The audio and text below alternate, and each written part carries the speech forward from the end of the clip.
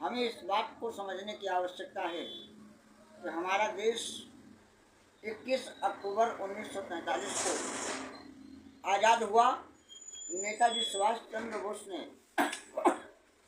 पहली बार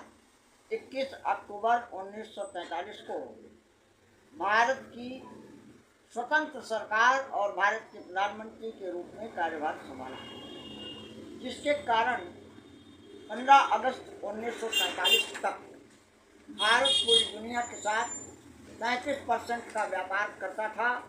और नेताजी सुभाष चंद्र बोस का ये रुपया है जिसके कारण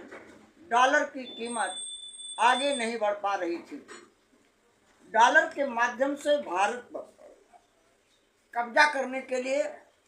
कैथोलिक चर्च, बैप्टिस्ट चर्च और प्रोटेस्टेंट चर्च ने the rape of the mind के सिद्धांत को स्थापित किया। यह रेप ऑफ द माइंड के सिद्धांत का ग्रंथ आपके सामने प्रस्तुत कर रहा हूँ। आपको इस किताब को पढ़ने से स्पष्ट पता हो जाएगा कि भारत को आज ईसाई राष्ट्र के रूप में क्यों और कैसे स्थापित करने में कैथोलिक चर्च, बैप्टिस्ट चर्च और प्रोटेस्टेंट चर्च के नेता सत्ता में ईवीएम मशीन के द्वारा बैठा ले गए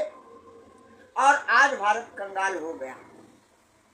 भारत की कंगाली का अध्ययन करने के लिए आपको विचार करना पड़ेगा कि 15 अगस्त 1947 को भारत को ट्रांसफर ऑफ पावर एग्रीमेंट के माध्यम से जब गुलाम बनाया गया, ब्रिटेन के द्वारा जवाहर खान उर्फ जवाहरलाल नेहरू, पंडित जवाहरलाल नेहरू बनाकर भारत का प्रधानमंत्री घोषित किया गया, तो उसके पीछे का कारण क्या है और भारत आज कंगाल क्यों हो गया, उसका ये प्रमाण है। आप देखें, 15 अगस्त 1947 को जब भारत गुलाम हुआ तो अगस्त से लेकर के दिसंबर तक भारत का 1 रुपया बराबर $1 जो था वो 3 रुपये 30 पैसे का हो गया। अब आपको समझने की आवश्यकता है कि 1947 दिसंबर में 3 रुपये 30 पैसे का जो डॉलर बनाया गया वह किस तरीके से आपको लूटने का काम करता चला गया। 1949 में भारत का 4 रुपया 36 पैसा $1 के बराबर हुआ। फिर 1960 में 7 रुपये 50 पैसे का डॉलर हुआ और इस तरीके से ये डॉलर बढ़ता गया और रुपया घटता गया। ये चार्ट आपके सामने मैं प्रस्तुत कर रहा हूँ, आप इसका अध्ययन करें और आपको पता होगा कि भारत का रुपया अंतिम चरण में आज